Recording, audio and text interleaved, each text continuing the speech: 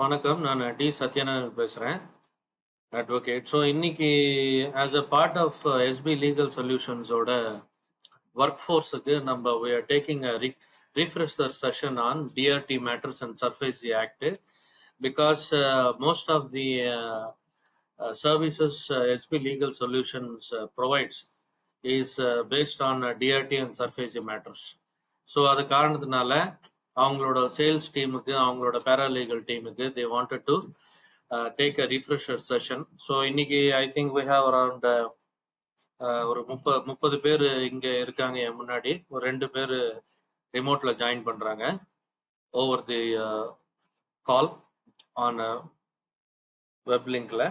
So அது இல்லாமல் we have a good audience right in front of me. So for their benefit we'll straight away go dive into this session.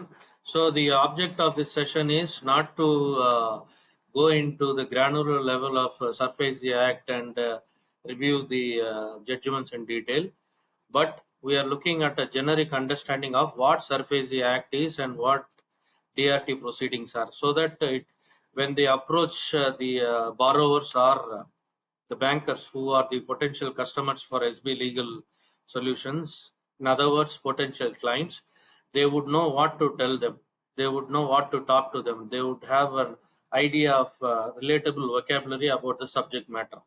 So adukku dhaan நம்ம இந்த session எடுக்கிறோம். Okay, SURFACE Act. SURFACE Act is called expansion of SURFACE Act is Securitization and Reconstruction of Financial Assets and Enforcement of Security Interest Act 2002. So before this act,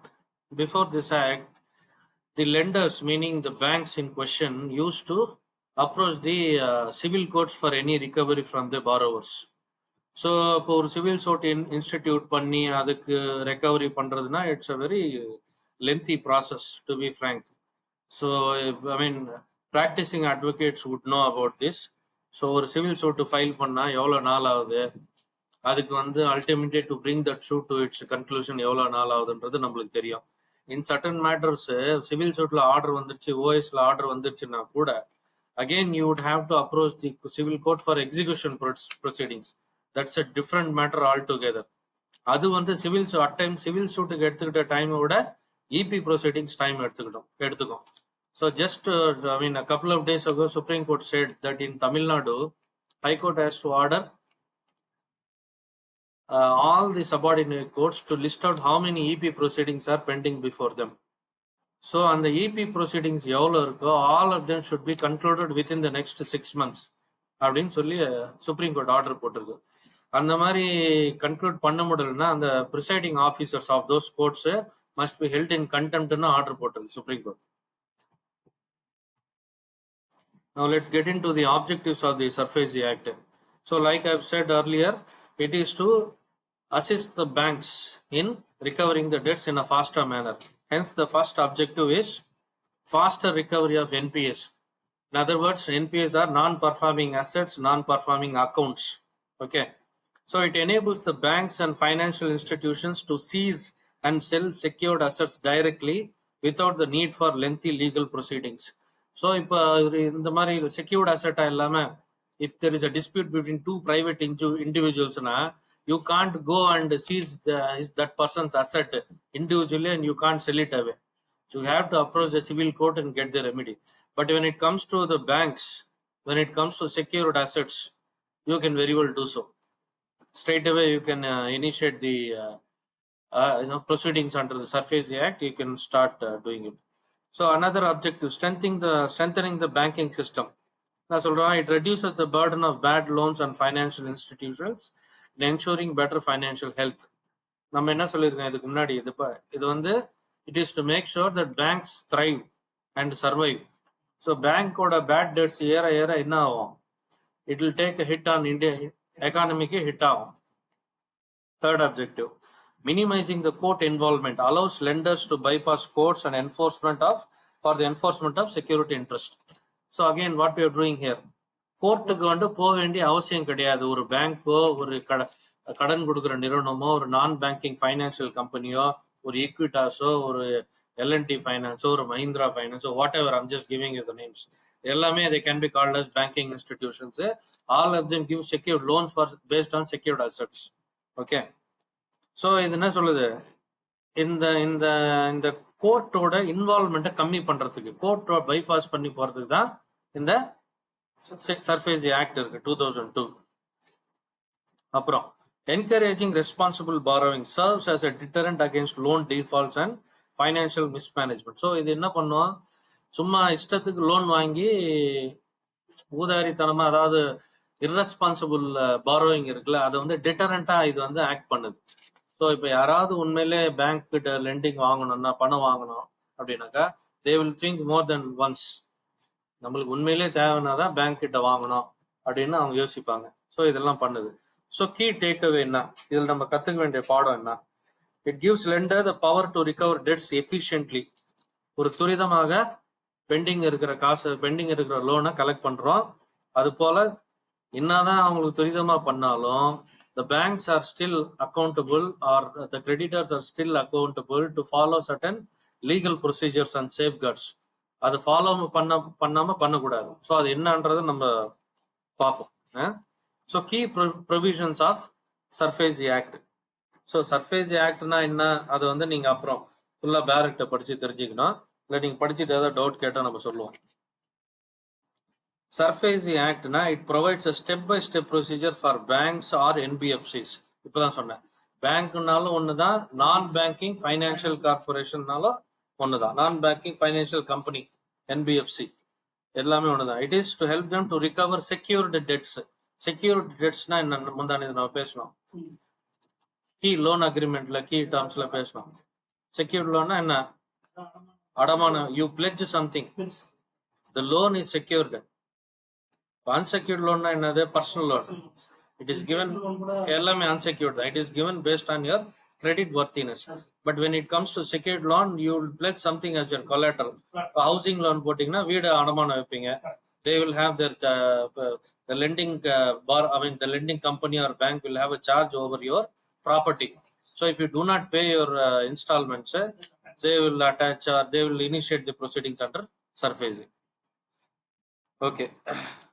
So first section 13(2), demand notice to borrower.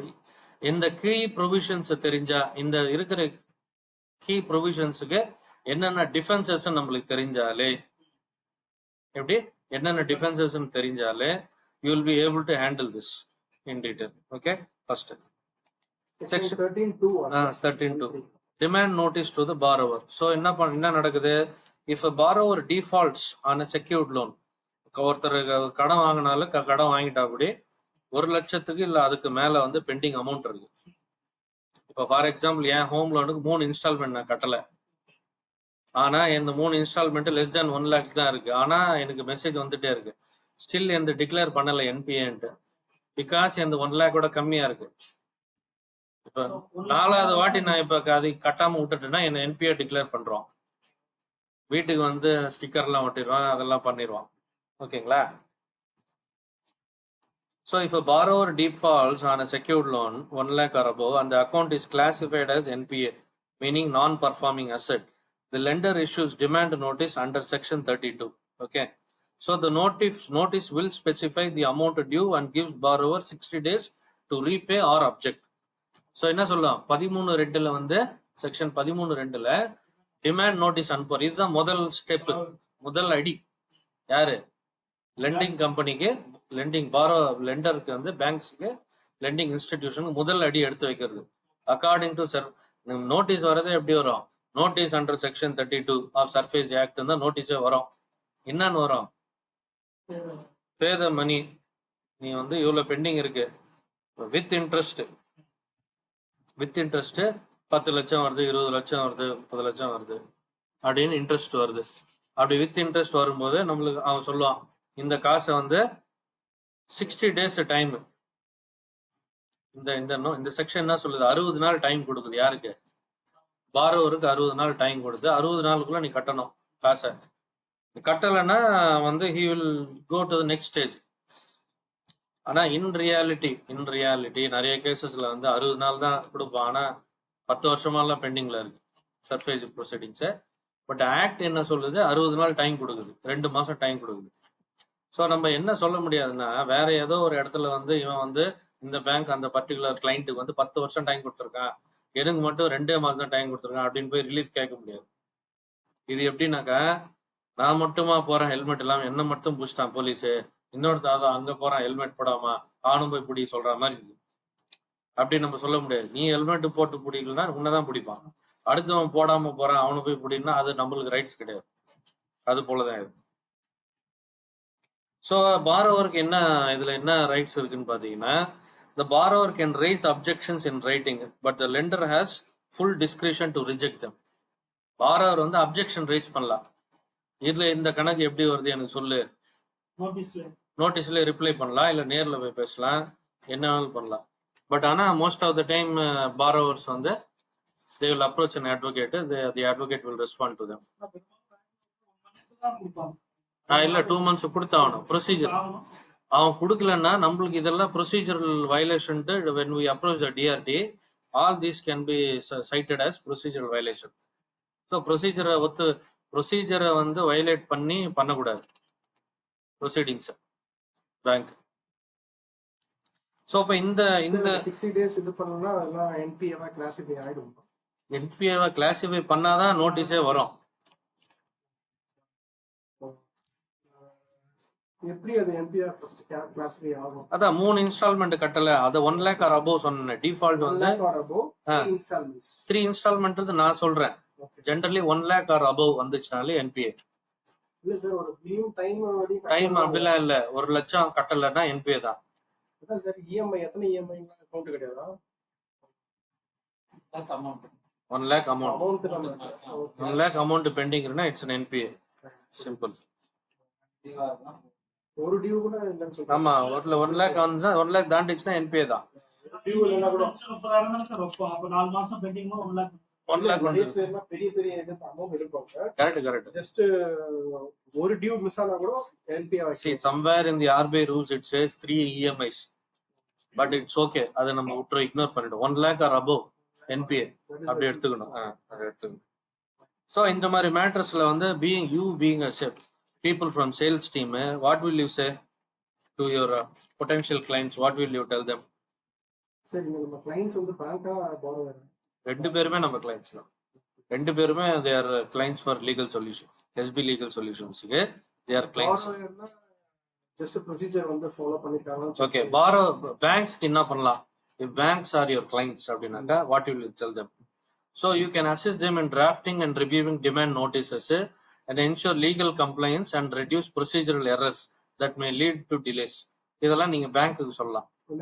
நான் take over பண்ண, நான் வந்து drafting review பண்றதுல demand notice draft and review பண்றதை நான் பாத்துக்கிறேன். If your client is bank, ஓகேவா, and you tell them that அது இல்லாம லீகல் கம்ப்ளைண்ட்ஸ் எல்லாம் மீட் அவுட் ஆகுதான்றது நான் பாத்துக்கிறேன், எஸ்பி லீகல் சொல்யூஷன்ஸ் பாத்துக்கோ அப்படின்னு சொல்லி நீங்க சொல்லலாம். ஓகேவா? ஸோ எஸ்பி லீகல் சொல்யூஷன்ஸ் வந்து it's not a law form, so it is a legal solutions provider, advisory services மாதிரி. ஓகே, இப்போ இதே பாரோவர்ஸா இருந்தா என்ன பண்ணலாம் அப்படின்னாக்கா, if your clients are borrowers, we help them to analyze the bank notices, file objections, negotiate settlements before enforcement actions begin. நான் வந்து நீங்க பாரோவரா இருந்தா நான் என்ன சொல்றேன், நான் ரெஸ்பாண்ட் பண்றேன் உங்க சார்பா வந்து I will go negotiate with the banks, right? At the same time நான் ரிப்ளையும் பண்றேன், அப்ஜெக்ஷன்ஸ் ஃபைல் பண்றேன், ரிப்ளை பண்றேன், நெகோஷியேட் செட்டில்மெண்ட்ஸ் அட்டன் பண்றேன் ஆன் பிஹாஃப் ஆஃப் யூ. இதெல்லாம் வந்து யாருக்கு சொல்லணும்? பாரோவருக்கு சொல்லணும். கிளைண்ட்டுக்கு என்ன சொல்லணும், பேங்க்ஸுக்கு என்ன சொல்லணும்னு சொல்லிட்டேன். அதெல்லாம் நான் பாத்துக்கிறேன். இது வந்து bank notice, negotiations, reply, settlement. யாருக்கு? ஆமா, செட்டில்மெண்ட். ஆமா, அதாவது with respect to this section, இந்த செக்ஷனுக்கு இந்த மாதிரி ஒருத்தருக்கு வந்துடுச்சுன்னா இது நாங்க பண்ணுவோம் அப்படின்னு சொல்றோம். டிமாண்ட் நோட்டீஸ் வந்துடுச்சுன்னா அடுத்த ஸ்டெப் என்ன பண்ணணும்னா இதுதான் பண்ணணும். இப்போ எல்லாருமே டிமாண்ட் நோட்டீஸ் வந்தோடனே யாரும் ஆக்ஷன் எடுக்க மாட்டாங்களே. Demand notice they will throw it away, they will walk out, they will walk off, they think that nothing will happen. They will only feel the suffering once the bank staff approaches your doorsteps. Next, section 13(4) Surface Act. Enforcement of security interest, possession of assets. Okay. So if the borrower fails to repay or respond satisfactorily within 60 days, the lender has the right to take possession of the asset. நல்லா புரிஞ்சுங்க. 60 நாள்ல வந்து என்ன பண்றாரு, borrower respond பண்ணல, எப்படி borrower respond பண்ணல, இல்ல அவர் வந்து காசும் பே பண்ணல, சாட்டிஸ்ஃபேக்டரி ரிப்ளையும் கொடுக்கல, then according to section 13(4) Surface Act, so the lender, what can he do? He can take the possession of the asset. It can be property, it can be machinery, inventory, எதுவா இருந்தாலும். If the companies are the inventory, machinery, residential loans are residential housing loans are the property. Companies go property இருக்கும், he can still acquire he can secure the assets. Okay, அடுத்தது, he will also take over the management of the borrower's business. அவ்வளவுதான், ஒரு time தான், ஒரு time notice கொடுப்பான்.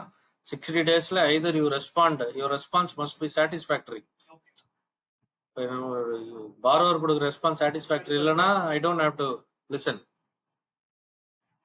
So அடுத்தது, what will you do? He will take over the management of the borrower's business.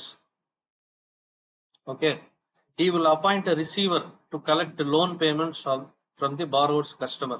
என்னெல்லாம் பண்ணுவான் bank, என்னெல்லாம் பண்ணலான்றதுக்கு according to act 13(4) rights.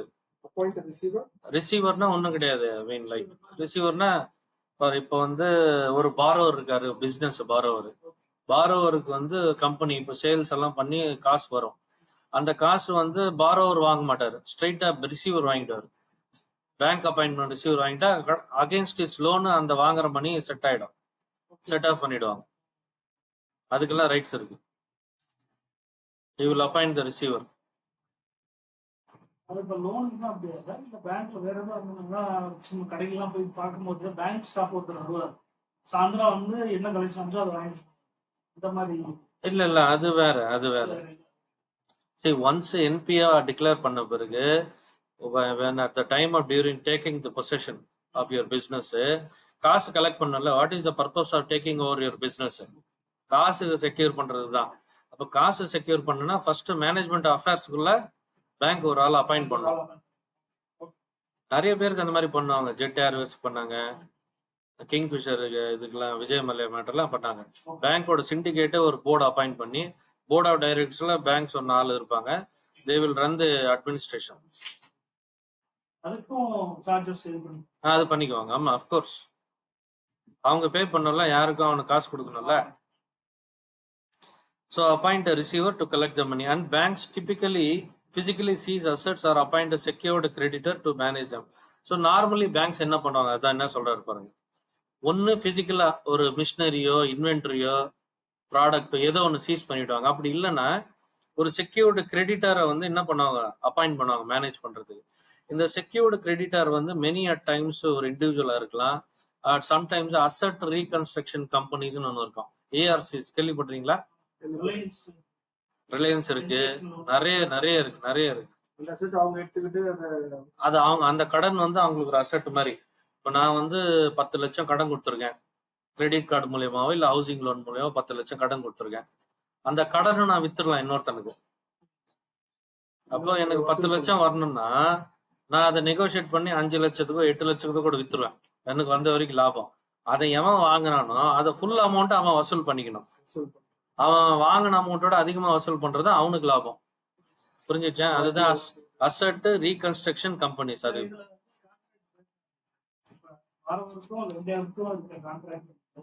doesn't matter. At the end of the day it is seen as an asset. அந்த கடன் வந்து ஒரு asset. Lender borrower bank ஆனாலும் interest அவன் டிரான்ஸ்ஃபர் பண்ணிடுறான். Interest remains, your liability remains. நீங்க வந்து கந்தசாமி கொடுக்கணும்னா கூட கொடுத்து, கந்தசாமி கொடுக்க வேண்டிய 10 லட்சம் அப்படியேதான் இருக்கு. கந்தசாமி என்ன சொல்றான், அந்த எனக்கு கொடுக்க வேண்டிய 10 லட்சம் முன்சாமி கொடுத்துருன்றான், முடிஞ்சு போச்சு. நீ வந்து என்ன கேட்க முடியாது, கந்தசாமிக்கு தான் கொடுப்பேன்னு சொல்லக்கூடாது. நீ கந்தசாமி கொடுக்கணும், எவனுக்கு கொடுக்கணுமா, கொடுக்க வேண்டியதுதான். அந்த இன்ட்ரெஸ்ட் இவருக்கு டிரான்ஸ்ஃபர் பண்ணியாச்சு, அவ்வளவுதான். ஸோ அந்த ஒர்க்கை வந்து asset reconstruction companies will take over. Okay நம்ம பேங்க் சைன் பண்ணும்போதே இந்த அதெல்லாம் it covered, everything is covered. Okay, இப்போ இந்த சேல்ஸ் பிட்ச்னா என்ன for banks, what will you say for this matter? என்ன சொல்லுவோம்? Our legal team ensures the correct legal process is follow to avoid delays due to technical errors or borrower litigation. So எதுக்கு நம்ம banks வந்து there is not much of a thing you can do. See, for everything you can say that if ஏதாவது டிஆர்டில case file பண்ணா on behalf of bank we can go and defend youன்னு சொல்லலாம். அதுதான் maximum you can do. ஆனா இந்த point, இந்த நம்ம subject matter பொறுத்த வரைக்கும் mostly we are talking about borrowers தான். 90% of the time the clientele is borrower, not banks. So for borrowers we can tell them that borrowers still have legal remedies before possession is taken. நம்ம சொல்லணும் complete possession எடுக்கிறதுக்கு முன்னாடி there are so many legal remedies available இருக்கு. We can mediation, negotiation, loan restructure பண்றது, asset சீஜரை தடுக்கிறது. Legal remedies என்னன்னா mediate பண்ணலாம், அவங்க சார்பா நெகோசியேட் பண்ணலாம், லோனை வந்து மறுசீரமைக்கிறது, ரீஸ்ட்ரக்சர் பண்றது. லோன் ரீஸ்ட்ரக்சரிங்னா இப்போ வந்து ஆல்ரெடி 3 கடன் இருக்கும். ஒரு சின்ன உதாரணம் சொல்றேன். 3 கடனை வந்து ஒரே கடன் ஆகுது, அதுதான் ரீஸ்ட்ரக்சரிங். 3 கடன் அடைக்கிறது, ஒரு கடன் கொடுத்துட்டு அந்த ஒரு கடன் மட்டும் நீங்க ஹேண்டில் பண்ணுவீங்க. ஒரு சின்ன எக்ஸாம்பிள் சொல்றேன். இதெல்லாம் நம்ம பண்ணுவோம் நம்ம சொல்றோம். ஓகே, யாருக்கு? பாரோவருக்கு. Next section 14, magistrate's assistance for asset possession. Section 14 நிறைய இடத்துல வந்து பொசஷன் எல்லாம் ஈஸியா எடுக்க முடியாது. பொசஷன்லாம் நாங்க ஒருத்தர்கிட்ட பேசியிருந்தோம், ஒரு ஏரியால செங்கல்பேட்ல. அவர் சொல்றாரு, நாங்க வந்து அத மாதிரி நான் ஊருக்காலு, என்ன யாரும் ஒண்ணும் பண்ண முடியாது அப்படின்னு ஒருத்தர் பேசியிருந்தார்.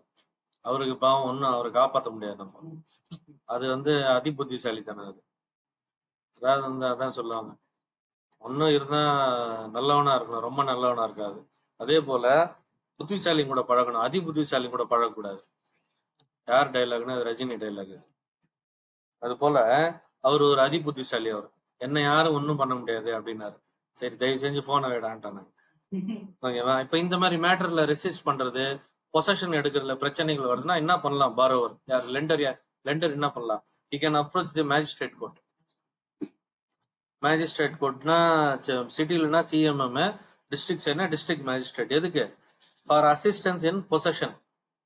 பொசஷன் எடுக்கிறதுக்கு உதவி பண்றது. ஸோ மேஜிஸ்ட்ரேட் என்ன பண்ணாரு? அவங்க ஃபைல் பண்ணுவாங்க. செக்ஷன் 14ல மனு ஃபைல் பண்ணும் பேங்க். ஃபைல் பண்ணி இந்த மாதிரி எடுக்கிறதுல எங்களுக்கு பிரச்சனை இருக்கு, அசஸ் பண்ணுனா டிஸ்ட்ரிக்ட் ஜட்ஜ் என்ன பண்ணுவாரு? போலீஸுக்கு ப்ரொடெக்ஷன் ஆர்டர் போடுவார். போலீஸ் என்ன பண்ணார்? லத்தி ஜார்ஜ் அடிச்சு பொசஷனை டேக் ஓவர் பண்ணும்.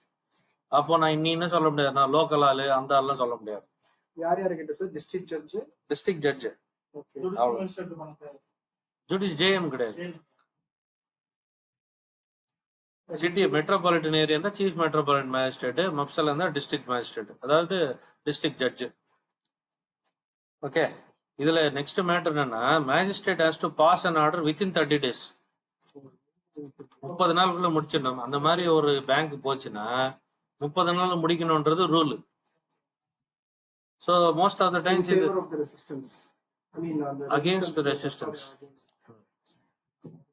So இது most of the time என்ன ஆயிடும்னா, இது உடனே ஓகே ஆயிடும். இப்பதான் உடனே ஆர்டர் வந்துடும்.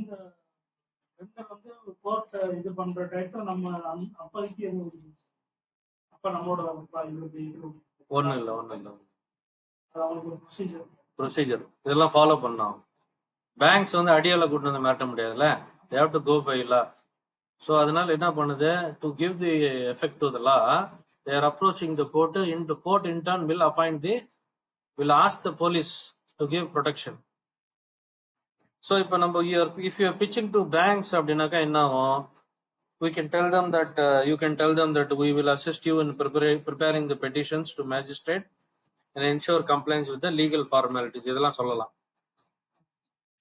ஸோ இப்போ இந்த பேங்கே அந்த மாதிரி இப்போ அப்ஜெக்ட் பண்ணும்போது நம்ம பெட்டிஷன் போடும்போது செக்ஷன் 14ல பாரோவர்ஸுக்கு வந்து you can tell them that we will file objections.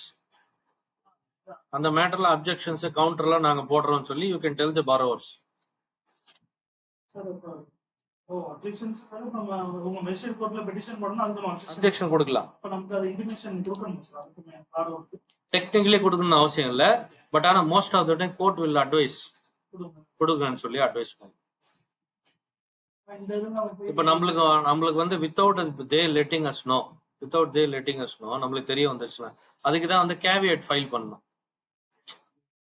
Caveat file பண்ணா அது 148 சிபிசி நினைக்கிறேன், பாருங்க அப்புறம் பாருங்க. கேவியட் ஃபைல் பண்ணாக்கா அதுக்கு சம் டைம் லிமிட் இருக்கு. அந்த time லிமிட்ல without telling you the court cannot take a decision. Without letting you know, then automatically you will come to know that a case is filed for this purpose. Appo you can go and file an objection. சொல்ற புரியுதா? முன்னாடியே பண்ணலாம். இதெல்லாம் ஒரு இதுக்கு பேர் தான் legal ஸ்ட்ராட்டஜின்னு சொல்லுவாங்க.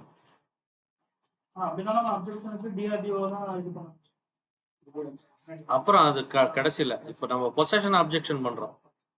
சரி, நம்ம ஃபர்ஸ்ட் ஸ்டேஜ்ல டிஆர்டிக்கு போயிடலாம், இவ்வளவு தூரம் வெயிட்டிங் தேவையில்ல. முதல் ஸ்டேஜ்ல டிஆர்டிக்கு போயிடலாம். ஸோ அடுத்ததுதான் important section, section 17. Borrower's right to approach debt recovery tribunal. Borrower's right to approach DRT, debt recovery tribunal.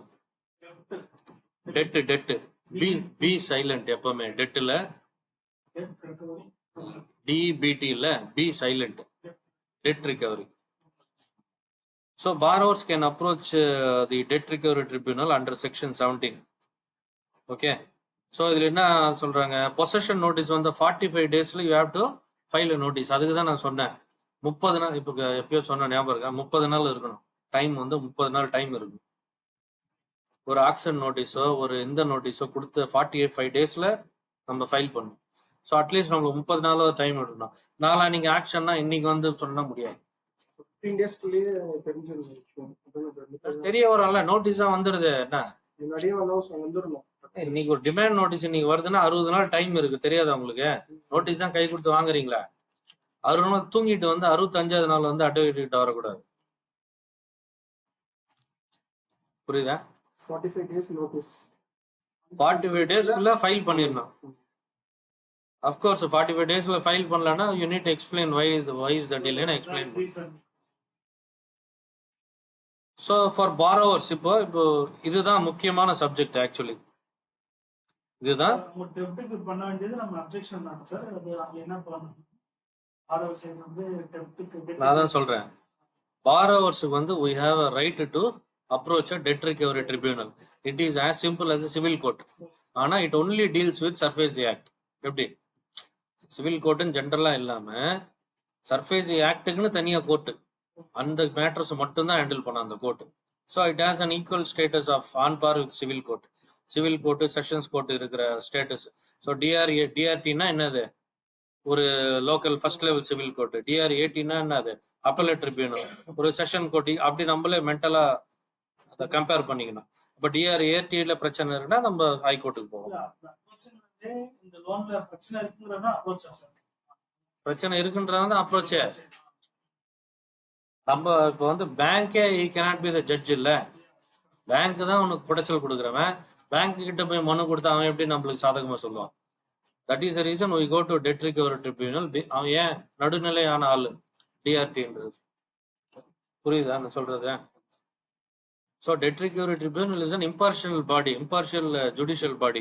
Hence we approach as a citizen if you feel aggrieved by the banking institution or the lending company, you approach the tribunal for a remedy. In its absence, once upon a time, you used to go to civil court. So the specialized court, specialized act internal, you are approaching what? DRT. இதுதான் main. For anything and everything, you approach DRT under 17 for a remedy. Borrower approach பண்றது section 17 தான். Okay. So section 17ல நீங்க apply பண்ண நிறைய grounds இருக்கு. ப்ரொசீஜர்ல இவன்லாம் இந்த procedure follow பண்ணலன்னு சொல்லலாம், இவன் கொடுத்த கணக்கு சரியில்லைன்னு சொல்லலாம், ஓகேவா, இன்ட்ரெஸ்ட் கால்குலேஷன் தப்பா போட்டிருக்கான்னு சொல்லலாம், பொசஷன் நோட்டீஸ் எல்லாம் கொடுக்கலன்னு சொல்லலாம், ஏதாவது வேல்யூவேஷன் சரியில்லைன்னு சொல்லலாம், என்ன வேணா சொல்லலாம். இதெல்லாம் வந்து வேலிட் டிஃபென்சஸ் யாருக்கு? பாரோவருக்கு. வேல்யூஷன் சரியில்லைன்றது அது ஃபைனல் டிஃபென்ஸ். இல்ல, நான் இப்போ ஆக்ஷன் விட போறேன், ஆக்ஷன் நோட்டீஸ் வந்துருச்சு. ஆக்ஷன் வந்து அவன் வேல்யூவேஷன் கம்மியா போட்டிருக்கான். we have a problem with that. Valuation கம்மியா போட்டாலே உன்னோட ஆட்டோமேட்டிக்கா உன்னோட லோன் வேல்யூ இன்னும் பெண்டிங்ல இருக்குல்ல, பே பண்ண பிறகும் பெண்டிங்ல இருக்கும் லோன் வேல்யூ. ஆனா கம்மியா போறதுனால நமக்கும் இது கிடையாது, பேங்க்குக்கும் ஒரு பெனிஃபிட். கம்மியா போறதுனால நமக்கு தான் லாஸ், நமக்கு லாஸ், பேங்க்குக்கு ஒன்றும் லாஸ் இல்லை. ஆமா, இப்போ 5-6 ப்ராப்பர்ட்டி இருக்குன்னு வச்சுங்களேன், நீங்க அப்படி பார்க்க கூடாது. 5-6 ப்ராப்பர்ட்டி இருக்கு என் கையில, உங்க மொத்த கடனே வந்து 50 லட்சம்னு வச்சுங்க. வேல்யூவேஷன் எல்லாத்தையும் கம்மியா போட்டுன்னே வரான். ஒரு டோட்டல் ஃப்ராடு ஒருத்தன் இருக்கான். பேங்க்லயே ஃப்ராடு பசங்க இருப்பாங்க, பக்கா ஃப்ராடுங்களா இருப்பான். there is no doubt about it. ஓகேவா? என்ன பண்ணுவான், அவனே ஒரு ஃப்ராடு வேல்யூவேஷன் பண்றானோ அமைப்பு செட் பண்ணுவான். இப்போ நீங்க 50 லட்ச ரூபா கொடுக்கணும் பேங்க்குக்கு, பெண்டிங் இருக்கு as of like as far as his claim is concerned. 50 லட்ச ரூபா இருக்கு. இப்போ வேல்யூவேஷன் போடணும், சேல் பண்ணணும்ல, வேல்யூவேஷன் போடணும். வேல்யூவேஷன் பண்ணும்போது ஒவ்வொரு ப்ராப்பர்ட்டியும் 10 லட்சம் போடுறான் வேல்யூவேஷன். 10 லட்சம் போட்டு 5 ப்ராப்பர்ட்டி 50 லட்சம் போடுறான். ஆனா உங்களுக்கு தெரியும் அந்த ஒரு ப்ராப்பர்ட்டியே 1 கோடிக்கு போகும் தெரியும். அப்ப அவனோட நோக்கம் என்ன, அவனோட மேலிஃபைட் இன்டென்ஷன் என்னன்னா, திருட்டு நோக்கம் என்னன்னா, கொடுத்த 50 லட்சத்துக்கு மொத்த ப்ராப்பர்ட்டியும் அமைக்கலாம் அப்படின்றது அவனோட எண்ணமா இருக்கு. ஆனா இருக்கிற கடன் ஒரு ப்ராப்பர்ட்டியே போதும், ஒரு ப்ராப்பர்ட்டி அதிகம். இப்ப சொல்லுங்க, எதுக்கு வேல்யூவேஷன் முக்கியம் தெரியுதா உங்களுக்கு? ஸோ இதெல்லாம் வந்து valid defences when you approach the DRT under section 17. இதெல்லாம் சொல்லணும் கோர்ட்டுக்கு. இந்த மாதிரி மேட்டர்ஸ் எல்லாம் we can assist the borrower. JK எல்லாம் சொல்லி அப்படியே எடுக்கணும் ஒரு 1500 கோடி. சார் இந்த ப்ரொசீஜர்ஸ் தனியா சொல்றீங்களா, என்னென்ன கிரவுண்ட்ஸ்ல அப்புறம் சொல்றாங்க. Okay, so we tell the borrowers என்ன சொல்லுவோம், we will assist the borrowers in drafting effective appeals that can challenge wrongful actions and explore options like loans, restructuring and settlement. இதெல்லாம் நம்ம யாருக்கு? borrowerக்கு அசிஸ்ட் பண்ணுவோம். ஓகே, ஸோ இந்த section 17 பெட்டிஷன்ல வந்து mainly நான் என்ன சொல்லியிருக்கேன், இந்த டிஆர்டிக்கு the clientele வந்து mostly 90%, more than 90% of the time it is borrowers தான், it is not the banks. So on the point of view, if we proceed naka, we will tell the borrowers that SB Legal Solutions is not a law firm, right? It is an advisory body. So we will tell them that we will assist you in the mari legal drafting suggestion or solution assist panno. At the same time, if you need any legal consultation, we will do referrals to our body of advocates. We have an external body of advocates, a kind of a panel where we will refer you to them who are like successful in such practice. So you have nothing to worry. Audi number you should Legal Solutions can advise them. Okay, so section 18 இது புரிஞ்சுதா? 17 புரிஞ்சுதா? 17 கண்டிப்பா தெரியணும். 17 jurisprudence full படிக்கணும். All judgments based on section 17 must be read. Section 18 further appeal before DRAT. DRAT na Debt Recovery Appellate Tribunal. இதுல ஒரு சின்ன டிராபேக்னா என்ன அப்படின்னு பார்த்தாக்கா, before you go to DRAT, normally it is said that if you go to appeal, let's say உங்களுக்கு வந்து 10 லட்ச ரூபாய் அவுட்ஸ்டாண்டிங் இருக்கு, சும்மா இல்ல 10 கோடி அவுட்ஸ்டாண்டிங் இருக்கு. DRATக்கு போறப்போ you should have at least settled 50% of the amount to the lender.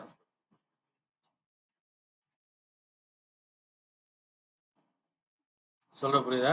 10 கோடினா 5 கோடி கொடுத்துடணும்.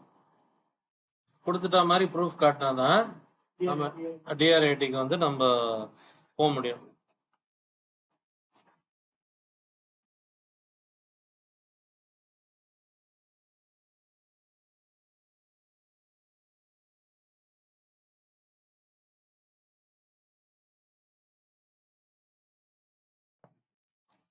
சொல்ல புரியுதா? சார் இந்த 50% கொடுத்துருக்கணும்னு சொல்றீங்களா, அது without any influence from the bank அது நேச்சுரலாவே கட்டிட்டு இருக்கணுமா இல்ல என்பி ஆன பிறகு என்பி ஆன பிறகுதான் நோட்டீஸ் அனுப்புவோம். அதுக்கப்புறம் தான் அப்ஜெக்ஷன் தெரிவிக்கிறதுக்கு நம்ம டிஆர்ஏடி போறதுக்கு முன்னாடி இந்த ப்ரொசீஜர்ல அட்லீஸ்ட் சம்மதம் கொடுத்து டிஆர்ஏ இப்ப டிஆர்ஏடி ஏன் போவோம்? டிஆர்ஏடில வந்த ஜட்ஜ்மெண்ட்ல நம்மளுக்கு திருப்தி இல்ல. டிஆர்டில வந்துட்டு டிஆர்டில வந்த ஆர்டர் நம்மளுக்கு திருப்தி இல்லைன்றதுதான் அப்பீல் ப்ராசஸ் போறோம், அப்பீலேட்டுக்கு போறோம். Second step. அப்போ டிஆர்ஏடில போறதுக்கு வந்து நம்ம நார்மலி வந்து 50% அமௌண்ட் கொடுக்குறோம். But there have been judgments where it has been said that it is not mandatory because financial situation of the borrower must be taken into account. If he is not financially capable to pay the money, 50% of the money, then he can't be like insisted to pay the money because காசு இருந்தா தான் நான் முதல்ல இருந்தே ஒழுங்கா கட்டிட்டு இருப்பானே. Bending அமௌண்ட்ல 50% இல்லைன்னு தானே அவன் இங்க வந்திருக்கான். So but the general rule is the borrowers must deposit 50% of the outstanding amount before filing an appeal before appellate tribunal.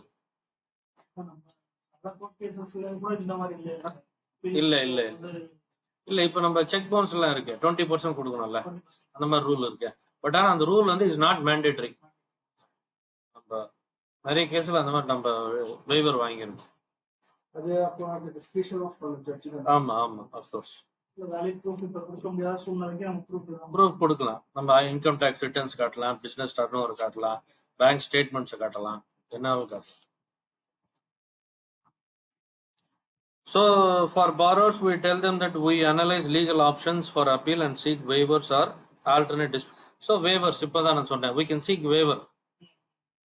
waiverக்கு தனி ஒரு அப்ளிகேஷன் போட்டு we can seek waiver அந்த 50% அமௌண்ட் கட்டுறதுக்கு. வேவர் அதுதான் இப்ப சொன்னேன், கட்டணும்னு அவசியம் இல்லைன்னு சொன்னேன், அதுதான் வேவர்ன்றது. ஸோ இதெல்லாம் you can tell the as a people from sales analyst team, you can tell the potential client that இந்த மாதிரி வேவர்ஸ் எல்லாம் நாங்கள் வாங்கி தரோம் அப்படின்னு சொல்லலாம். ஓகே.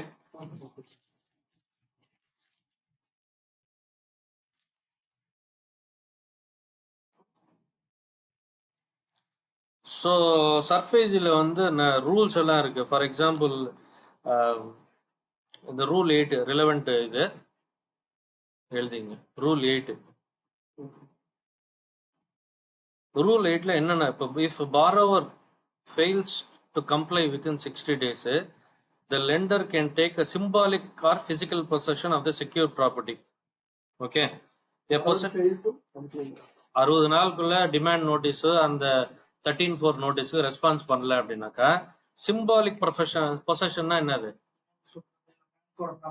ப்ராப்பர்ட்டி வெளியே நோட்டீஸ் ஓட்டுறது, இது வந்து பேங்க்குக்கு சொந்தமான இடம், இதை எவனும் தலையிடக்கூடாது, அந்த மாதிரி ஏதாவது சம்திங் லைக் தட்.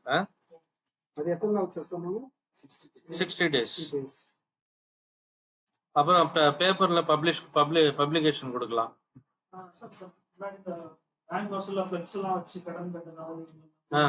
போடும். அது வந்து purpose of the whole activity is to make sure to let the public know that இந்த மாதிரி ப்ராப்பர்ட்டி எல்லாம் எங்க ப்ராப்பர்ட்டின்னு சொல்றதுக்கு தான் வந்து அது பர்பஸ். எங்க ப்ராப்பர்ட்டினா வேற யாரும் வாங்கவோ விற்கவோ பொசஷன் எடுக்கவோ கூடாது, அதுக்கு தான் அந்த நோட்டீஸ் ஓட்டுறது. இப்போ அது வந்து அந்த மாதிரி ஒருத்தர் டிஸ்ரெஸ்பெக்ட்ஃபுல்லா பண்ற மாதிரி இருக்குன்னா அது தட் சர்வீஸ் இப்பெல்லாம் பண்றது இல்லை யாரும். ஓகே. இது வந்து செக்ஷன் 8. செக்ஷன் 3 வந்து demand notice format and delivery. So rule 8 first rule 8 சொல்லிட்டேன். இப்போ ரூல் 3 எதுக்கு? இது வந்து சர்ஃபேசி ரூல்ஸ்ன்னு இருக்கு. சர்ஃபேசி ரூல்ஸ் 2002. ரூல் 8 பார்த்தாச்சு. Rule 3 demand notice format and delivery. So அது எப்படி இருக்கணும் அந்த நோட்டீஸ்? ஏன்னா இதெல்லாம் வந்து ப்ரொசீஜரல் இஷ்யூஸ். வர நோட்டீஸ் வந்து இந்த ஃபார்மேட் இந்த மேட்டர்லாம் இல்லைன்னா you can challenge it. Procedural issue இருக்குன்னு சேலஞ்ச் பண்ணலாம்.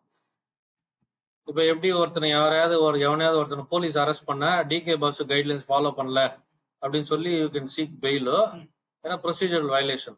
அது போல யூ கேன் சே தட் இந்த மேட்டருக்கு வந்து ப்ரொசீஜர் ஹஸ் நாட் பீன் ஃபாலோடுன்னு சொல்லலாம். ஸோ இதுல என்னென்ன இருக்கணும்? டோட்டல் அமௌண்ட் டியூ இருக்கணும், எந்த அசட்டோ அதோட அசட் டீடைல்ஸ் இருக்கணும், 60 நாளுக்குள்ள பே பண்ணலன்னா என்ன நடக்கும்னு சொல்லணும் நீங்க. இந்த 3 மேட்டரும் அதுல இருக்கணும். total amount due. Details of the secured asset, consequences of a non-payment within 60 days.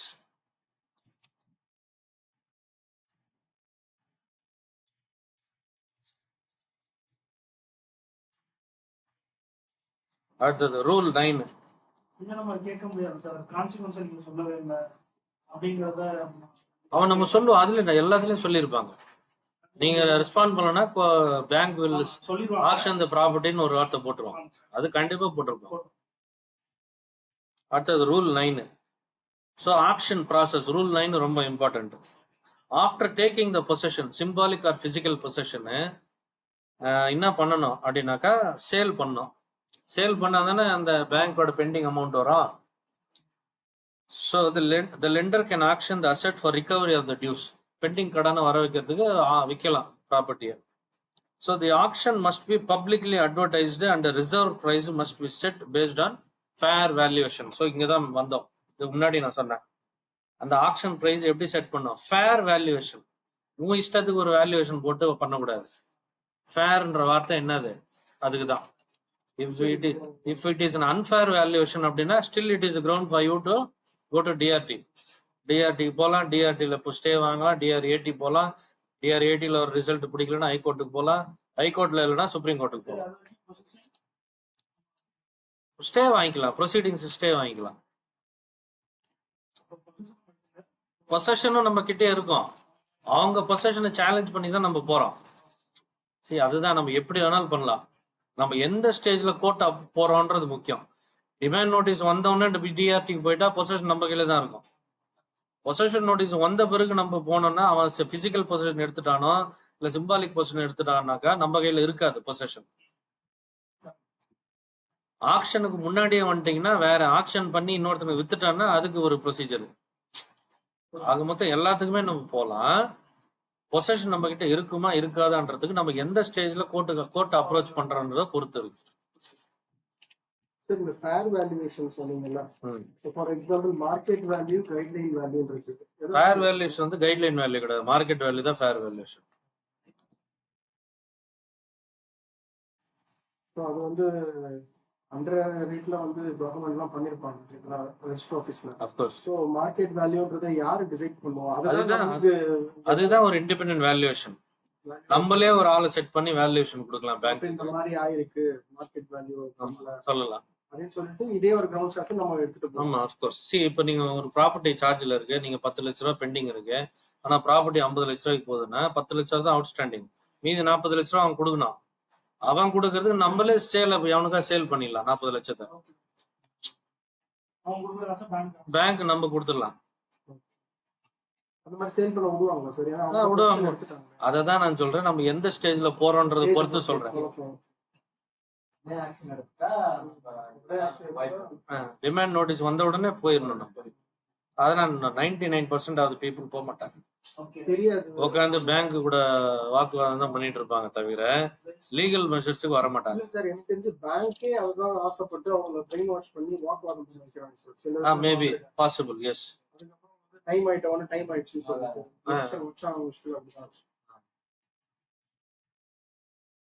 So auction note borrower வந்து ஆக்ஷன் நோட்டீஸ் 30 டேஸ் கொடுக்கணும். இப்போ நியூஸ் பேப்பர்லாம் பார்த்தீங்கன்னா ஆக்ஷன் நோட்டீஸ் கொடுப்பாங்க, அது வந்து 30 டேஸ் டைம் கொடுப்பாங்க. அந்த வித்தின் 30 டேஸ்ல you need to take action. 30 days time கொடுக்கணும்னு சொல்றது யாரு? செக்ஷன் 9 ஆக்ஷன் ப்ராசஸ் எப்படி நடக்கணும்னு சொல்றது அது.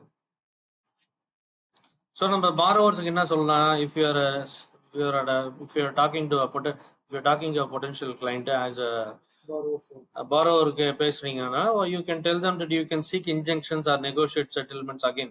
இதுதான் same thing. Once you enter into the process, now you end to end you will handle. Role of asset reconstruction companies under SARFAESI. So injunction தடை stay. அந்த சேல் ஆக்ஷன் ப்ராசஸ் நிறுத்துறது. எது? அதுக்கு நிறைய ரீசன்ஸ் இருக்கலாம். வேல்யூவேஷன் சரியில்லை, அந்த மாதிரி கிரவுண்ட்ஸ்ல பண்ணலாம்.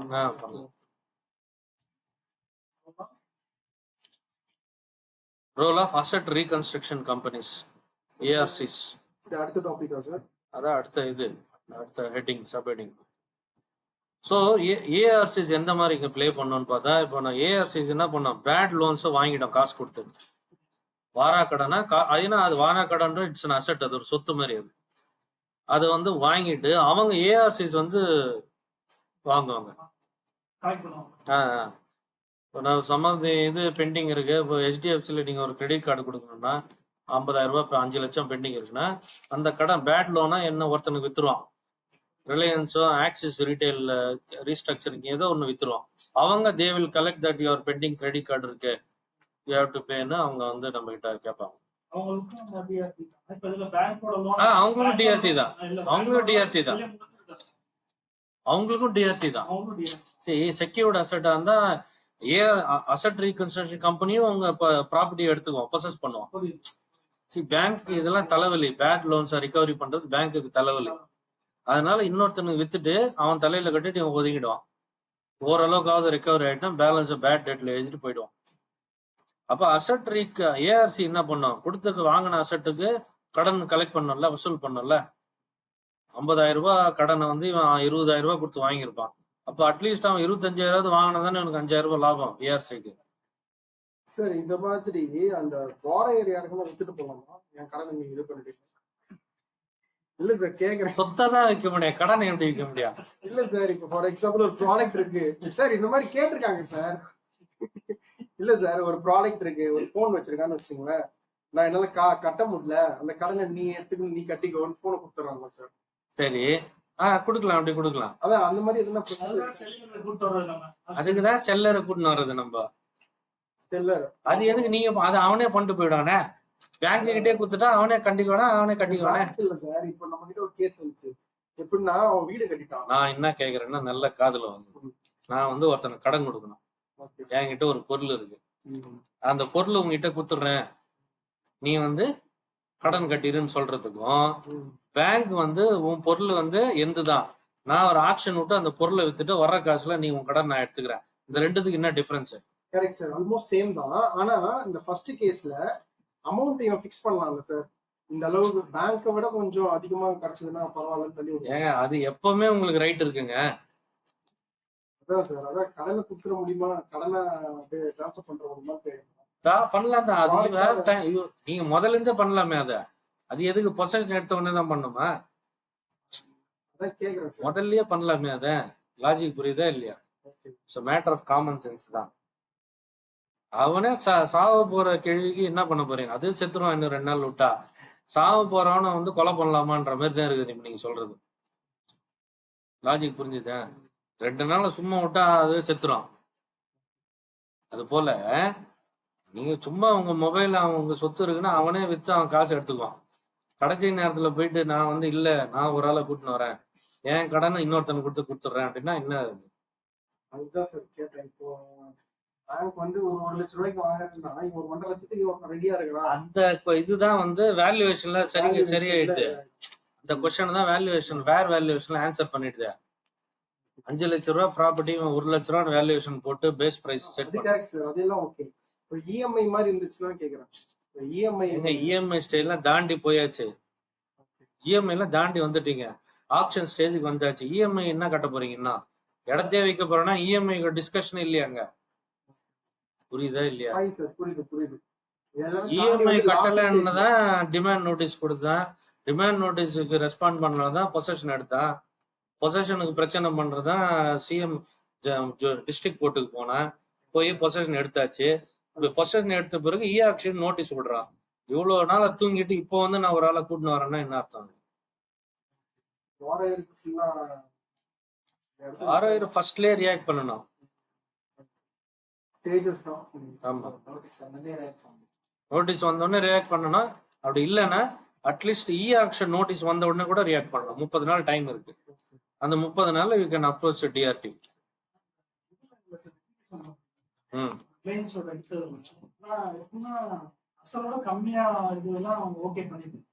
பண்ணுவான். ஏன்னா அவன் அவ்வளவு கம்மியா வாங்கியிருப்பான், பல்கா கம்மியா வாங்கியிருப்பான். லாபம் தான் அதெல்லாம். ஆமா, என்ன ஒண்ணு சிபில் ஸ்கோர் போயிடும்னு பயன்படுத்துவாங்க. அதனால ஓகே சார். இந்த புரிஞ்சுச்சா? ARC okay sir. So ARC okay. So இதை தவிர்த்து நம்ம இது வந்து இதுதான் ஸ்டாண்டர்ட். இப்போ நான் சொன்னதான் ரூல்ஸ். இது வந்து லீகல் ப்ரொவிஷன்ஸோட ஜென்ரல் டீடைல் இது. இப்போ இது இல்லாம இப்போ வந்து ஒரு கிளைண்ட்டை நீங்க அப்ரோச் பண்ணீங்கன்னா யூ ஷுட் டெல் தெம். இப்போ அவங்களுக்கு வந்து 1 கோடி ரூபாய் இல்ல 10 கோடி ரூபாய் 100 கோடி ரூபாய் சொத்து இருக்கு. நம்ம சொல்லலாம், எனக்கு வந்து நான் வந்து டேக் ஓவர் பண்ணிக்கிறேன் ப்ராப்பர்ட்டி, எனக்கு என் சர்வீசஸை நீங்க வந்து இது பண்ணிக்கோ, நான் கோர்ட்ல வந்து கேஸ் போட்டுறேன், ஸ்டே வாங்குறேன், இல்ல ப்ரொசீட் பண்றேன், இல்ல லீகலா நெகோஷியேட் பண்றேன், on behalf of you negotiate பண்றேன், இல்ல கோர்ட்ல கேஸ் பண்ணணும்னா I will refer to the panel, our panel of அட்வொகேட்ஸ்க்கு ரெஃபர் பண்ணி நான் வந்து என்ன பண்றேன், நான் இந்த ரெமெடிஸ் எல்லாம் நான் கொடுக்குறேன். இது கூட through out this travel I will advise you. So ஒரு ஸ்ட்ராட்டஜிக் அட்வைசரி சர்வீசஸ் நான் ப்ரொவைட் பண்றேன் அப்படின்னு சொல்லி ஒரு best deal out of this proceedings நான் வாங்கி தரேன். இது பெஸ்ட் டீல் நிறைய வகையில இருக்கலாம். இப்போ ப்ராப்பர்ட்டி வந்து ஒரு 10 கோடி பெண்டிங் இருக்கும். அசெட் வேல்யூ வந்து லெட்ஸே உங்களுக்கு வந்து ஒரு அசெட் வேல்யூ ஒரு 15 கோடி இருக்கும். உங்களுக்கு நல்லா தெரியும், இப்போ வந்து அவன் வந்து டிஸ்போஸ் பண்ணானா மொத்த ப்ராப்பர்ட்டியும் அவன் இது பண்ணிடுவான். அப்போ நம்ம வந்து அந்த அசெட்டை டேக் ஓவர் பண்றதோ இல்ல நம்ம கிட்ட ஒரு சர்வீஸ் வந்து சீக் பண்ணாருன்னா எஸ்பி லீகல் சொல்யூஷன்ஸ்ல என்ன பண்ணலாம், நான் வந்து நானே அதை டேக் ஓவர் பண்ணி நானே ஒரு நல்ல ரேட்டுக்கு அதை வந்து டிஸ்போஸ் பண்ணி பேலன்ஸ் இதை உங்ககிட்ட கொடுத்துட்டு நான் ஒரு பேலன்ஸ் எடுத்துட்டு மீதி பேலன்ஸ் ஒன்று கொடுக்குறேன். இதை ப்ரொசீஜர் இனிஷியேட் பண்றது எனக்கு உள்ள ஃபீஸ் டு பிகின் வித் இப்படி கொடுக்கும், இப்படி எல்லாம் பேசணும். புரிஞ்சிடுச்சா? புரியுது சார். அப்ப அமௌண்ட் எல்லாம் வந்து நம்ம இங்க கூட்டு வந்த பிறகுதான் நீங்க பேசிப்பீங்க. ஆமா ஆமா ஆமா, அதுக்கு ஒரு ஸ்டாண்டர்ட் ஃபார்மேட் இருக்கு. அதெல்லாம் வந்து அவங்களுக்கு இன்டிமேஷன் நோட்டீஸ் எல்லாம் கொடுக்கணும் கிளைண்ட்ஸுக்கு, பொட்டன்ஷியல் கிளைண்டலுக்கு வந்து நம்ம ஒரு சப்போஸ் பண்ணி லோன் வாங்கி தரோம். இப்ப வந்துட்டு கடன் கட்ட முடியாதுங்கிற ஒரு விஷயம் இருக்கும்போது நம்மளே வந்துட்டு அந்த ப்ராப்பர்ட்டி லிட்டிகேட்டட் ப்ராப்பர்ட்டி சூட்டுக்கு அண்டர்ல கொண்டு வரோம். சூட்டுக்கு அண்டர்ல எப்படி கொண்டு வரீங்க? நம்மளே வாலண்டரியா போறதுக்கு முடியாது. வாலண்டரியா போறது சார். சப்போஸ் இப்படி வச்சுக்கலாம் சார், டிமாண்ட் நோட்டீஸ் வந்துருச்சு. இப்போ வந்துட்டு இப்ப நீ ஒரு பார்ட்டி, நான் வந்து ஒரு சூட் கனெக்ட் பண்ணிருக்கேன் மேல அந்த பார்ட்டியை வந்து அந்த ப்ராப்பர்ட்டியை வச்சு இது என்னோட ப்ராப்பர்ட்டி அப்படிங்கிற மாதிரி இருக்கு. இப்ப பேங்க் வந்து உங்க இதை வந்து அட்டாச் பண்ணலாம், சூட் ஆன்கோயிங் இருக்கும்போது பண்ணலாம். இதுக்கு அது வந்து இது பண்ணிடலாமே, பெரிய விஷயம் இல்லையா? எவ்வளவு நல்லா ஆகும்? சிவில் சூட் போயிட்டு பேங்கோட எப்படி சூட் வரும்? சூட்டுக்கு வந்து அங்க ஸ்கோப் என்ன? பேங்கோட சார்ஜ் மொத்தமா லெண்டிங் கம்பெனி கிட்ட இருக்கு. எந்த வகையில உனக்கு சூட் வரும்? சார் ஒரு குடும்பத்தோட ப்ராப்பர்ட்டி, சரி, அண்ணன் தம்பி குடும்பம் மொத்தம் பிளட்ஜ் பண்ணிருக்கீங்க, ப்ராப்பர்ட்டியை பிளட்ஜ் பண்ணிருக்கீங்க பேங்க்குக்கு. இல்ல இப்ப இப்படி வச்சுக்கலாம் சார். இப்ப என்னோட ப்ராப்பர்ட்டி, எங்க அப்பாவோட ப்ராப்பர்ட்டி என் பேர்ல இருக்கு. இப்ப எங்க அக்கா இருக்கு, எங்க அக்கா வந்துட்டு ஒரு சூட் வந்து போடுறாங்க, இதுல எனக்கு பங்கு இருக்கு. சரி, இது வந்து இந்த பேங்கோட இந்த ப்ராசஸ்ல இருக்கும்போதே அவங்க சூட் போட்டுருவாங்க. பேங்க் லெண்டிங் பண்ணும்போதே அவங்க கையெழுத்து போட்டிருப்பாங்க, பேங்க் காசு கொடுக்கும் போதே அவங்க கையெழுத்து போட்டிருப்பாங்க. இல்ல சரிங்க, உங்க பேர்ல இல்லாம இருக்குங்க சார். எங்க அக்கா பேர்ல ப்ராப்பர்ட்டி இல்லாம இருந்தது, என் பேர்ல இருந்திருக்கு. இப்ப எங்க அப்பாவோட சொத்து இவன் பேர்ல மட்டும்தான் இருக்கு அப்படின்னு சொல்லி இப்ப என் மேல ஒரு சூட்டு போடுறோம். அப்ப அந்த சூட்டு இது வரைக்கும் பேங்க் வந்து நான் சொல்றேன் பாருங்க, இது நான் என்ன சொல்றேன்னா, இப்ப ஃபார் எக்ஸாம்பிள் இப்படி வச்சுக்கோ, அப்பாவோட செல்ஃப் ஃபண்ட் ப்ராப்பர்ட்டி, இது self fund property ancestral property நீங்க சொல்றது? Ancestral property. நீங்க வந்து மைனர்ஸா இருக்கும் பொழுது மார்கேஜ் அவர் மட்டும் கையெழுத்து போட்டு என்ன பண்றாரு, சேல் பண்ணிடுறாரு. சேல் பண்றதுன்னா அடமானம் வச்சிடறாரு, ஐ மீன் மார்கேஜ் பண்ணிடுறாரு. ஏன்னா அவருக்கு வந்து he has full rights. You being the minors he would say he is acting on your இன்ட்ரெஸ்ட்னு சொல்லிடுவாரு. முடிஞ்சு போச்சு, அடமானம் வச்சு கட்ட முடியல, 18 உங்களுக்கு எல்லாம் மேஜர் ஆயிட்டீங்க, ஓகேவா? இப்போ சொத்தோட மதிப்பு 1 கோடி, பேங்கோட அவுட்ஸ்டாண்டிங் 1.5 கோடி. நீங்க என்ன சொல்றீங்க, இப்ப 18 வயசுக்கு அப்புறம் வந்து இதுல வந்து எனக்கும் ரைட்ஸ் இருக்கு ஆன்செஸ்ட்ரல் ப்ராப்பர்ட்டின்னு சொல்லி நீங்க வந்து கேஸ் போடுறீங்க, செல்லாது. he has his overriding interest. யாரு? லெண்டருக்கு. அது லீகலைஸ்க்கு வந்துரும்னு வச்சுக்கோங்க, அப்படிதானே சொல்லுவாங்க. ஆமா, இந்த லோனுக்கு உண்டான இதுவும் உனக்கு வந்துரும், அந்த லைபிலிட்டி உனக்கு வந்துரும். ஆமா. நான் என்ன கேக்குறேன்னா, லிட்டிகேஷன் ப்ராப்பர்ட்டி உங்க ஆக்ஷன் பண்ண முடியுமா அப்படிங்க. Litigation property, what do you mean by litigation property? அது என்ன சார், நானும் கோபி சார் இருக்கோம், கோபி சார் லோன் வாங்கி, இப்ப நான் வந்துட்டு கோபி சார்ல ஒரு சூட் கண்டக்ட் பண்ணி, இது என்னோட ப்ராப்பர்ட்டி, இது வேற ஒரு இதுல வருது, லைன்ல வருதுன்னு வச்சுக்கோங்க. அதான் என்ன லைன்? இப்போ ஒருவேளை ஒரு சப்போஸ் சேல் அக்ரிமெண்ட் போட்டிருப்பாரு, என்கிட்ட சேல் அக்ரிமெண்ட் அந்த சேல் அக்ரிமெண்டே நல்ல ஆயிடும்ல. ப்ரீச் பண்ணிட்டு இது பண்ணிருப்பாரு. இப்போ வந்து ஒரு மார்கேஜ், ஒரு பேங்க் லெண்டிங் கம்பெனி கூட ஒரு மார்கேஜ் வச்சு ஒரு காசு வாங்கியிருக்காரு. உங்களுக்கு நான் விற்கிறேன்னு சேல் அக்ரிமெண்ட் எப்படி போட்டா எப்படி செல்லும்? Without the approval of bank who has the absolute interest over the asset secure. அந்த அசெட் மேல அவனுக்கு இன்ட்ரெஸ்ட் இருக்கு. இன்ட்ரெஸ்டட் பார்ட்டி இல்லாம இவர் தனியா எப்படி விற்க முடியும்? ஸ்கோப் இல்லையே. நீங்க எக்ஸாம்பிள் சொல்லுங்க தானே கேக்குறேன். முன்னாடியே சேல் அக்ரிமெண்ட் போட்டுட்டு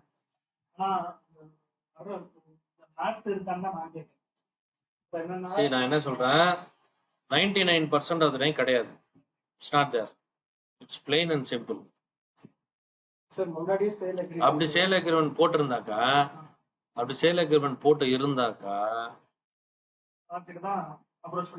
ஆமா, சேல் அக்ரிமெண்ட் வந்து பேங்கோட நாலேஜ் எல்லாம் நீங்க போட்டாலே செல்லாது. அது நானே ஒரு சூட் வந்துட்டு இதுவா பண்றேன், இதுல தப்பிக்கிறதுக்காக நான் ஒரு சூட் போடுறேன்.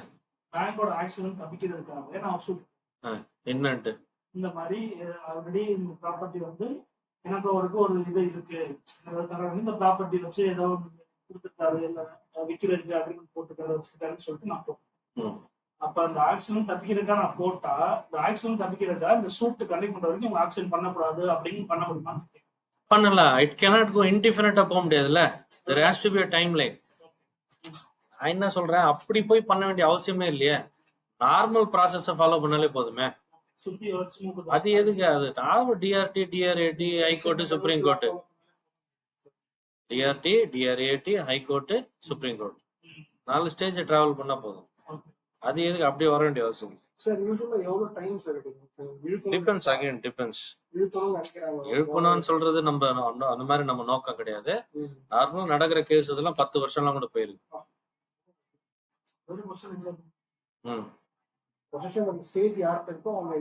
அந்த ஸ்டேஜ் எந்த ஸ்டேஜ்ல இருக்குன்னு பாக்கணும். சார் இப்போ நீங்க சொல்லுங்க சார்,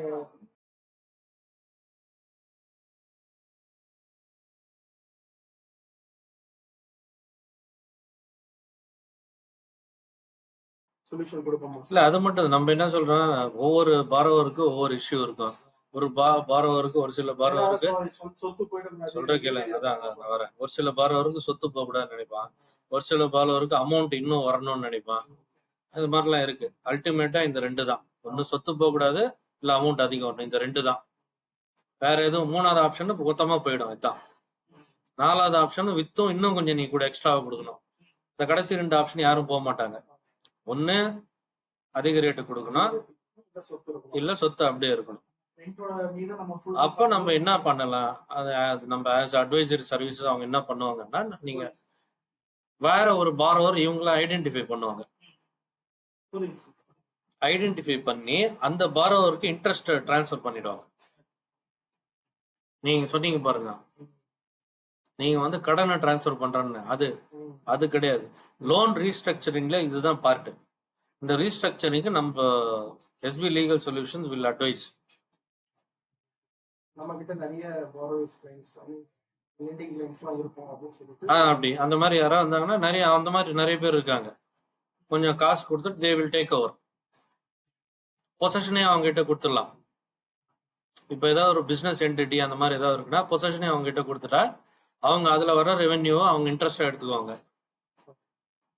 இன்ட்ரெஸ்டா எடுத்துக்கிட்டு நீங்க எப்ப காசு திருப்பி கொடுக்கீங்களோ அப்போ அவங்க பொசஷன் உங்க கையில கொடுத்துருவாங்க. அந்த மாதிரிலாம் பண்ணலாம். ஏகப்பட்ட கம்பெனிஸ் இருக்கு இந்த மாதிரி. Only they will handle this. இப்போ அவங்க எல்லாம் ரெசிடென்ஷியல் மேட்டர்ஸ் எல்லாம் ஹேண்டில் பண்ண மாட்டாங்க. ஒன்லி பிசினஸ் மேட்டர்ஸ் தான். The business matters meaning business properties. நிறைய எக்கச்சக்கமா இருக்கு. சோ ஃபார் டைம் பீயிங் டெம்பரரியா அத வச்சிருந்து திருப்பி கொடுத்துடலாம். அது ஏதாவது ஒரு ஃபேக்டரியோ ஏதாவது ஒண்ணு இருக்குன்னா அது அவங்க கிட்ட கொடுத்துட்டா they will take care. அதோட இன்கம் இவங்க எடுத்துக்குவாங்க as இன்ட்ரெஸ்டோ இல்ல அதுல ஒரு பகுதி காசு கொடுத்துட்டு வாங்கிக்கும். அந்த மாதிரி நிறைய இருக்கு. இந்த ப்ராப்பர்ட்டி போக கூடாது, என்ன விட்டு இது என்னோட வீட்டு இடம் பூர்வீக சொத்துன்னு நினைக்கிறாங்கன்னா இதுதான் பண்ணும். இப்ப நான் சொன்னதான் பண்ணும். டைம் தான் வாங்கி கொடுக்க முடியும். அவ்வளவுதான், டைம் தான் வாங்கி. சொத்து வாங்கி கொடுக்க முடியாதா? அல்டிமேட்டா காசு பே பண்ணல, அப்படியே எப்படி ஏமாத்துவீங்க? காசு கொடுத்த கடனை திருப்பி தானே கொடுக்கணும். அதான் சார், பேங்க்குக்கு 10 லட்சம் கொடுக்கணும்னா 10 லட்சம் கொடுத்ததானே ஆகணும். ஆமா சார், காசு கொடுக்க வர, ஆனா டைம் வேணும். டைம் வேணா வாங்கி கொடுக்க வேண்டியதுதான். பேங்க்ஸ் கோர்ட்டே கொடுக்கும் டைம். அது எனக்கு 6 மாசம் கொடுங்க, 1 வருஷம் கொடுங்க டைம், இவ்வளவு அமௌண்ட் நான் கொடுத்துட்றேன், எனக்கு 6 மாசம் டைம் வேணா கொடுப்பாங்க. ஓகே, அதுக்கு இன்ட்ரெஸ்டும் சேர்த்து. ஆமா, நான் சொல்லிட்டேன், நான் இவ்வளவு அமௌண்ட் கொடுத்துட்றேன்னு சொல்லணும்.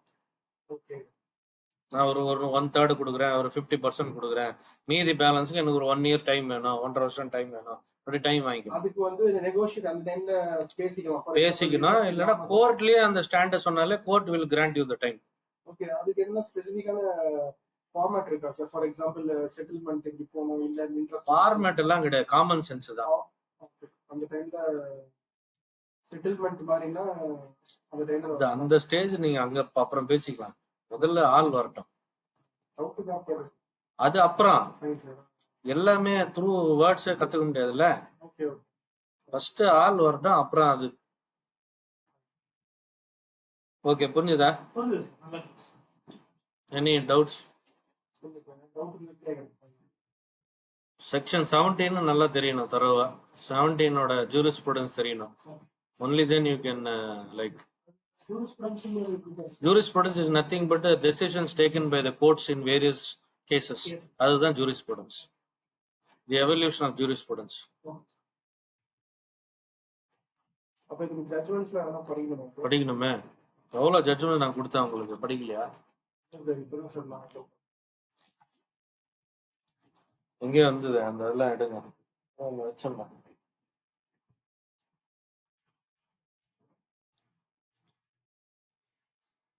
Okay, can we close our session? Any doubts? Thank you all. Thank you to SB Legal Solutions. Thank you.